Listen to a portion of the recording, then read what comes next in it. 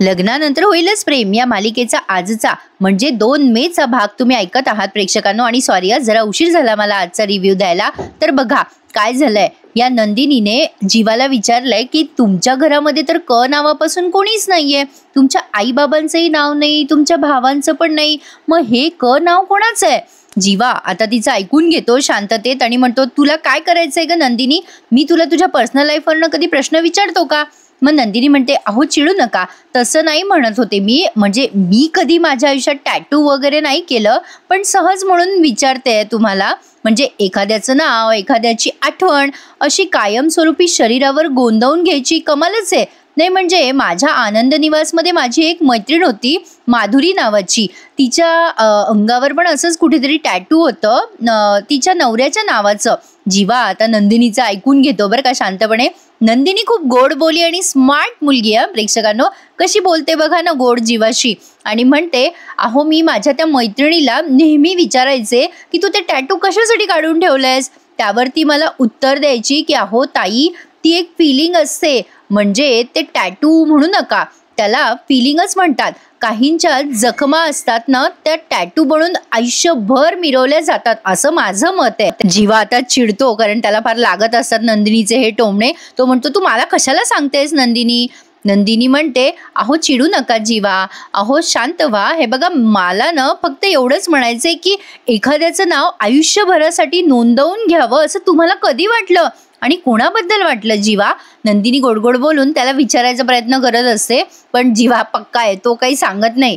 नंदिनी म्हणते, हे बघा मला कळतंय जीवा, प्रत्येक टॅटू मागे एक स्टोरी असते, तुमची स्टोरी जाणून घ्यायला मला खूप आवडेल जीवा.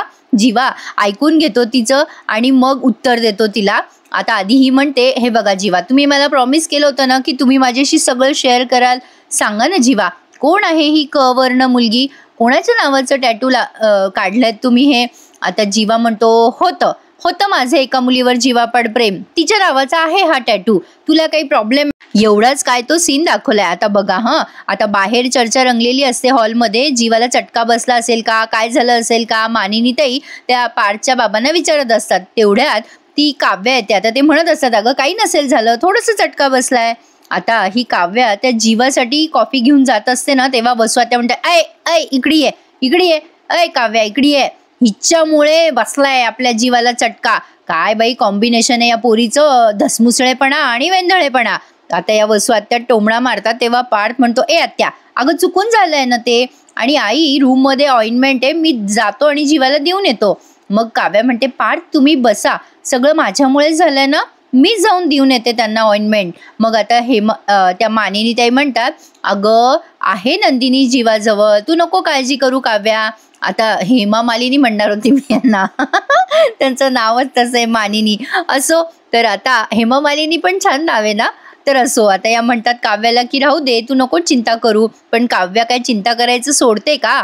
आता नंदिनी पुन्हा मागे लागलेली आहे जीवाच्या. ती म्हणते, सांगा ना हो जीवा, तुमचं ज्या मुलीवर प्रेम होतं त्या मुलीच्या नावाचंच टॅटू आहे का? नाही म्हणजे त्या मोडमध्ये ज्या मुलीचा हात आहे तीच मुलगी आहे का ही? आता जीवा नुसतं म्हणतो तिला.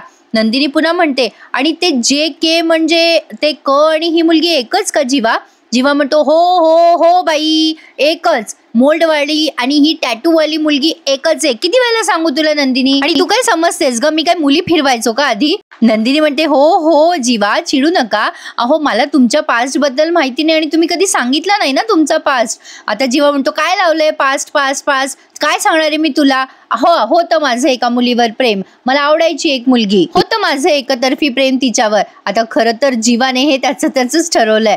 आता जीवा म्हणतो, तिचं झालंय लग्न आणि आता सगळं बदललंय, आता आणखीन काही प्रश्न विचारायचे आहेत का तुला? मला कळलं का तुला आता माझ्या पास्ट बद्दल, का अजून काही विचारायचं शिल्लक राहिलंय? पण नंदिनी सुद्धा परत एक विचारते प्रश्न त्याला आणि म्हणते, जीवा कळलं मला, पण अजून एक प्रश्न विचारायचा आहे मला. म्हणजे तुमचं ज्या मुलीवर प्रेम होतं त्या मुलीचं नाव तुम्ही छातीवर गोंदवलं ना, एवढ्या लेवलला जाऊन तुम्ही प्रेम केलं, एकतर्फी प्रेमात एवढं कोणी प्रेम करतं? नंदिनीला फार भारी प्रश्न पडलाय. हुशारे नंदिनी, मगाशीच म्हणलं मी. नंदिनी म्हणते, हे बघा जीवा, मी संशय नाही घेते हो तुमच्यावर, पण प्लीज सांगा ना मला, म्हणजे नक्की तुमचं एकतर्फीच प्रेम होतं ना, का तुम्ही खोटं बोलताय माझ्याशी? आता जीवाला येतोय राग, तरी पण तो शांतपणे उत्तर देतो की हो नंदिनी, माझं तिच्यावर एकतर्फीच जीवापाड प्रेम होतं. आणखीन आता माझ्याकडे काहीही उत्तरं नाही आहेत तुला द्यायला.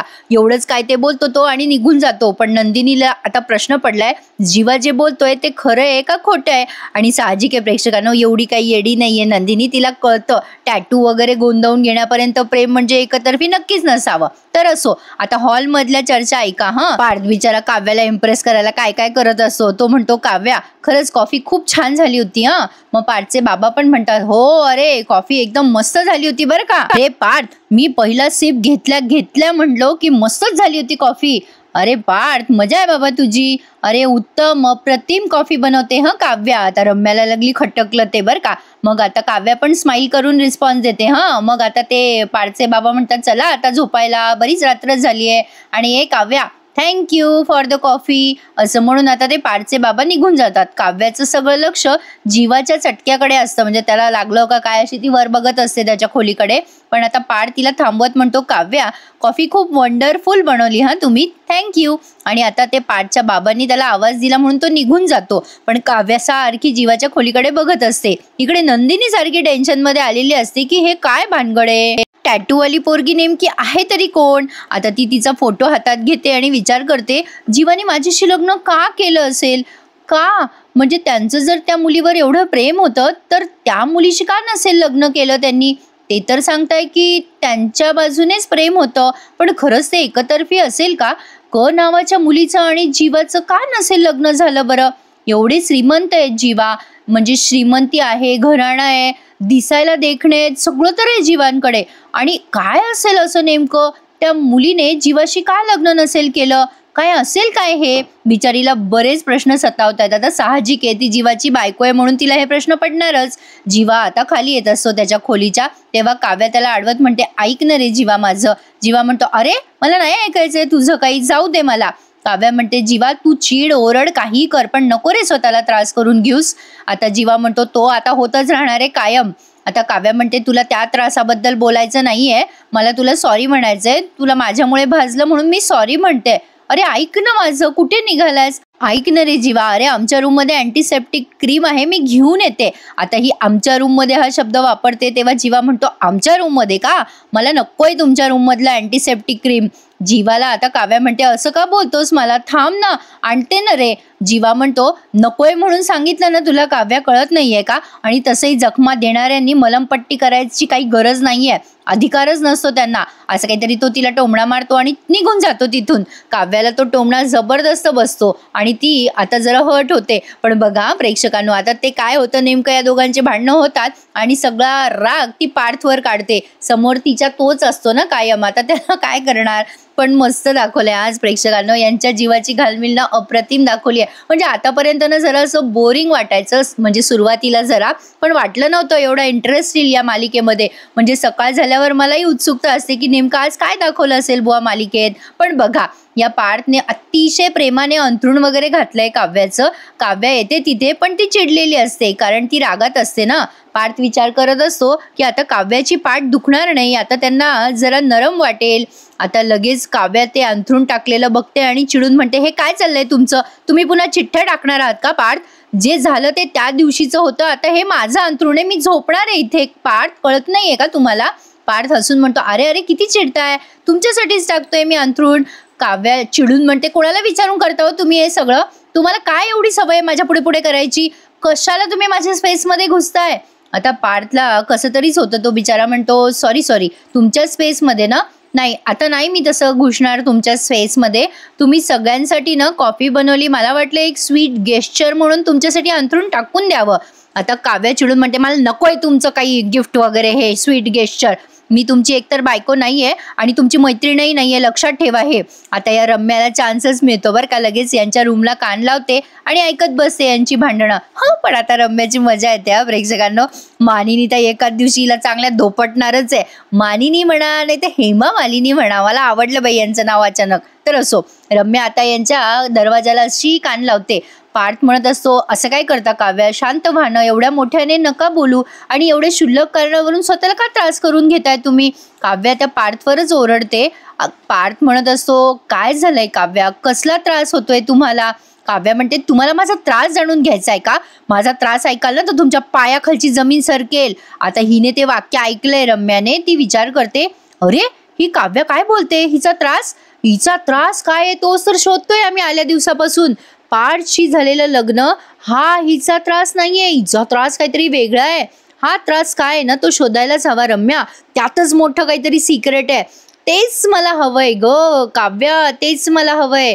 आता या तुझ्या भांडणाला मी उद्यापर्यंत कशी जिवंत ठेवते ना ते बघ. पार्थ म्हणतो, थांबा, काय बोललात काव्या, म्हणजे तुमचा त्रास मी ऐकला तर माझ्या पायाखालची जमीन सरकेल.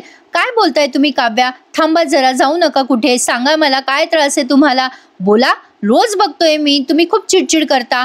आता काव्याला तो बोलतं करत असतो बरं का पार्थ. तेवढ्या तिथे मानिनी ताई दाखवल्यात, त्या एवढ्या संतापतात या रम्यावर. तिने कान दिलेला असतो ना बेडरूमला, आता त्या अक्षरशः तिचा हात ओढतात आणि अशा सर्रकन फेकतात तिला मागे आणि म्हणतात, काय चाललंय काय तुझं रम्या, हे काय होतं, काय ग.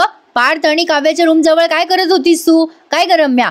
कोणाच्याही खोलीच्या बाहेर असं कान देऊन उभं राहणं म्हणजे किती चीप लेवलचं असतं हे तुला मी समजून सांगायला हवं का. आणि विशेष म्हणजे पार्थच्या पर्सनल स्पेसमध्ये तू का ढवळाढवळ करतेस. तुला सांगितलं होतं ना मी, पार्थच्या आयुष्यापासून लांब राहा, नाहीतर कपाटातल्या वस्तू सकट तुला बाहेर काढी ना मी रम्या आता मुद्दाम नाटक करत म्हणते, अगं नाही ग मामी, तुझा गैरसमज झालाय. अगं माझं काम होतं पार्थकडे म्हणून मी आले होते जरा पार्थकडे. आता या मानिनी ताई म्हणतात, या प्रहरी पार्थकडे तुझं काम होतं. मग रम्या म्हणते, अगं हो, जरा पर्सनलच काम होतं, उद्या मीटिंग आहे ना ऑफिसमध्ये, तर मीटिंगची वेळ मला बदलून घ्यायची होती म्हणून बोलायला आले होते मी जरा. त्यावर मानिनी ते म्हणतात, किती तत्तपप्पा करतेस ग रम्या, काम होतं तू उद्या सकाळी जायचं असतं ना, आणि हातात मोबाईल घेऊन हिंडते ना तू, तुला मेसेज नाही करता येत का पार्थला. रम्या म्हणते, अगं हो मामी, मी मेसेज केला होता पार्थला, पण ते सिंगल टिक होतं ना, डबल टिक नव्हतं ना. हिला असं म्हणायचं की पार्थने मेसेज चेक नाही केला. मग रम्या म्हणते, अगं ते पर्सनली मी पाठवलं, पण मला वाटलं पार्थला सांगावं की मी मेसेज केला, पण मला भांडणाचे आवाज ऐकू आले ग, म्हणून मग मी कसं नॉक करणार. मग मी भांडण थांबायची वाट बघत उभी होते.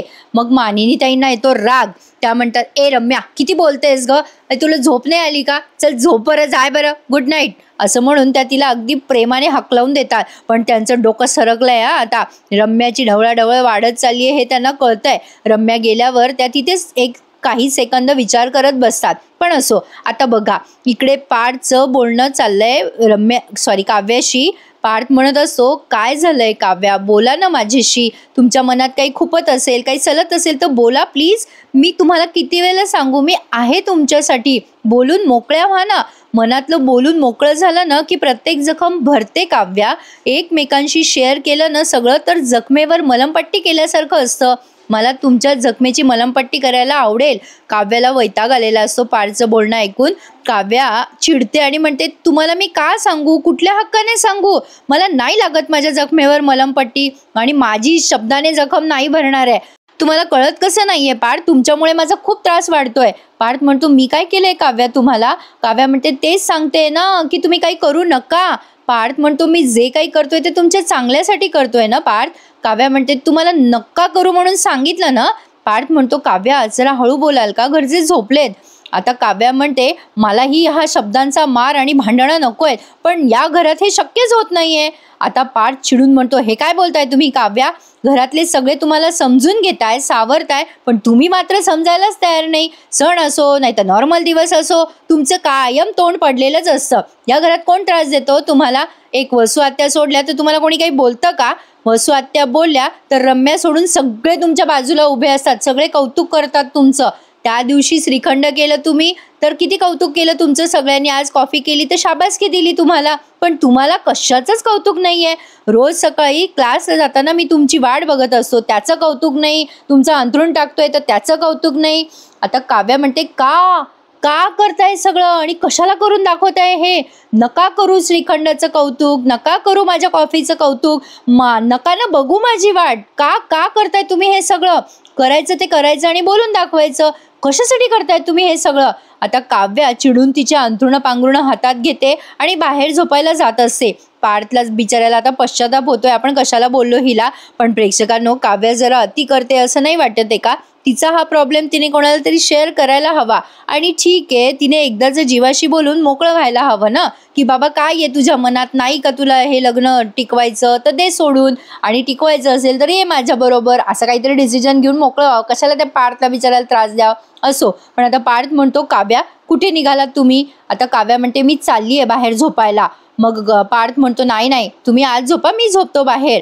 काव्या म्हणते, अजिबात नाही, मी माझ्यासाठी आता काही कराल आणि उद्या मला तेच बोलून दाखवाल. आता पार्थ म्हणत असतो, थांबा ना, घरच्यांसमोर कशाला प्रदर्शन करता? मग आता काव्या त्याला टोमणा मारते, मी काय तुमची बायको नाही आहे सगळं तुमचं ऐकायला? पार्थ म्हणतो, ऐका ना काव्या, हो प्लीज. पण तोपर्यंत ही बाहेर गेलेली असते. आता पार्थ चिडचिड करतो मनाशीच आणि विचार करतो, सगळं करून मीच चुकतो, आता काय करू अजून यांच्यासाठी? तर असो, आता इथून पुढचा सीन ना इतका भावूक आणि सुंदर दाखवलाय ना त्यांनी प्रेक्षकांनो. रादर आजचा अख्खा एपिसोड छानच दाखवलाय. नंदिनी जीवाला फोन करत असते, पण जीवा उशीर झालाय, अजून घरी आलेला नाहीये म्हणून काळजी करत असते ती. जीवाचा फोन पण लागत नाहीये. आता ती विचार करते, कुठे गेले असतील जीवा? का म्हणजे त्या दिवशी ते जसे पिऊन आले तसे पिऊन तर नाही येणार ना? म्हणजे त्यांना राग आला असेल का माझा, का कोणाला, का जीवा कोणाला भेटायला गेले असतील? बापरे, मी खूप विचार करते. पण जीवा राहिले तरी कुठे? किती उशीर झालाय? आणि आता इथे बघा, हा जीवा घरी आलाय तेव्हा काव्या अशी हॉलमध्ये एकटीच झोपलेली असते उघड्यावर आणि तिच्या अंगावर चादर पण नसते. जीवाच्या मनात अजूनही काव्य आहे, त्याच्या मनातून ती गेलेली नाहीये. यांनी एकमेकांवर जीवापाड प्रेम केलंय, पण आता भावना आणि सिच्युएशन या दोन्हीमध्ये यांना निवडायचंय. आणि कसं आहे ना प्रेक्षकांनो, खूप संस्कारी आहेत हे दोघं, म्हणजे चौघही जण, त्यामुळे फॅमिलीचा विचार आधी करतायत. आता त्यांनी ना इथे ते गाणं ऐकवलंय, उसवले धागे कसे कधी, आणि त्यामध्ये तुम्हाला हे सगळं यांची सिच्युएशन दिसणार आहे. आता जीवाला खूप वाटतंय की काव्याच्या अंगावरती पांघरून घालावं. ती झोपलेली काव्या त्याला अगदी निरागस आणि बालिश अशी वाटते. पण तेवढ्यात त्याला नंदिनीचा कॉल आलाय, जो कॉल त्याचा आता लागलाय. आता एकीकडे नंदिनी आणि एकीकडे काव्या, काय करावं त्याला कळेना. शेवटी तो काव्याच्या अंगावर पांघरून न घालताच नंदिनीकडे निघून जातो. भावनेपेक्षा कर्तव्य श्रेष्ठ असं या कपल्सला दाखवायचंय प्रेक्षकांनो. आता पार्थ सुद्धा खूप समजून घेतोय हे लग्न टिकवायचा खूप प्रयत्न करतोय. त्याला पण आता कसं तरी होतंय, काव्या अशी बाहेर झोपली आहे आणि नंदिनी सुद्धा आता जीवाची वाट बघतीये, जीवा कुठे गेले असतील. पण जीवा मात्र जरा वेळ काव्याकडे बघतो आणि सगळ्या गोष्टी विसरून जायच्या असं कदाचित त्याने मनातल्या मनात ठरवलं असेल. पण हे गाणं ऐकताना जी काही यांच्या जीवाची घालमेल होती ना प्रेक्षकांनो, जी मला समजली ती मी तुम्हाला शेअर करतेय. खूपच सुरेख वाटलं त्यांचा हा सगळा एपिसोड जो त्यांनी दाखवला तो. काव्याला झोप येत नसते सुरुवातीला, एवढी थंडी वाजत असते, पण तिला झोप सुधरत पण नसते. आता काय बोलू. असो, तर आता या गाण्यावरती त्यांनी एवढाच काय तो सीन दाखवलाय आणि यांच्या सगळ्यांच्या जीवाची तगमग दाखवली आहे. तर जीवा आता फायनली नंदिनीकडे वर निघून जातो आणि पार्थला काही झोप येत नसते. आता पहाट झाली आहे आणि नंदिनी मात्र खूप डिस्टर्ब आहे. ती सारखी नावापासून काय असेल बाबा एखाद्या मुलीचं नाव, या सगळ्या गोष्टीची लिंक लावत असते. मानिनी ताई काम करता करता नंदिनीशी बोलतात आणि खूप मनकवड्या सासूबाई आहेत बरं का ह्या. तर या मानिनी ताई कसली तरी रेसिपी सांगत असतात नंदिनीला, पण तिचं लक्ष नसतं. त्या सांगत असतात, अगं बाई तुझ्या सासऱ्याला आवडतं असं तसं, आणि बोलता बोलता एकदम बोलून जातात, काय ग नंदिनी मला सांग जरा क वर्ण कुठल्या कुठल्या मुलींची नावं असतील ग? नंदिनी एकदम घाबरून जाते आणि तिने ते पिठावरती क लिहिलेलं असतं ना, ते पटकन ती पुसते आणि म्हणते, आई अहो क वरून मुलींची नावं तुम्हाला का हवी आहेत? मग आता मानिनी ताई म्हणतात, अगं हो जरा हवी होती. नंदिनी म्हणते, आई तुम्हाला कळलं? मग या मानिनी ताई म्हणतात, हो अगं कालच कळलं. आता या सस्पेन्सवर त्यांनी एपिसोड संपवला गड्या. पण एक अंदाज आहे माझा, बहुतेक या मानिनी ताईंना काहीतरी तिसरंच माहिती असेल. तुमचा अंदाज मला कळवा हा कमेंटमध्ये. तर बघा पुढच्या भागात ना ही काव्या पार्थचा अपमान करते रम्यासमोर. रम्या तिला ओरडत असते, ओ मॅडम आम्ही तुमची वाट बघतोय, पुढे काय चालल्यात? मग काव्या म्हणते, कशाला वाट बघायची, वाट बघतच जाऊ नये माणसाने. आणि आता कॉलेजला येऊन तिच्या मैत्रिणीला सगळं पार्थबद्दल शेअर करत असते. मानिनी ताई सांगतात म्हणून गजरा देतात, मानिनी ताई म्हणतात म्हणून श्रीखंड देतात. ते खरंच आमच्या आई सांगत असतील का त्यांना, का ते मनानेच हे सगळं करत असतील? मग तिची मैत्रीण म्हणते, अगं काय काव्या, तुझ्या बोलण्यात जीवा कुठेच नाहीये, फक्त पार्थच पार्थ आहे. नंदिनीला एक बर्थडे कार्ड सापडले जे काव्याने जीवाला केव्हा तरी दिलं असावं. आता नंदिनी विचार करते हे कोणाचं असेल, त्या मुलीचं नाव असेल का यात, उघडून बघू का असं म्हणून ती उघडत असते. आणि इकडे या रम्याला फार हसू येतं काव्याने या पार्थचा अपमान केला म्हणून. तर काय वाटतं प्रेक्षकांनो, काव्याचा हा राग पार्थ कसा शांत करेल, का तिची तीच शांत होऊन याला सॉरी म्हणेल? मला कमेंट करून नक्कीच सांगा. असा होता आजचा एपिसोड. छान होता ना? मग लाईक करा आणि आपल्या चॅनलला सबस्क्राईब करायला विसरू नका. भेटूयात उद्या. Take care. धन्यवाद.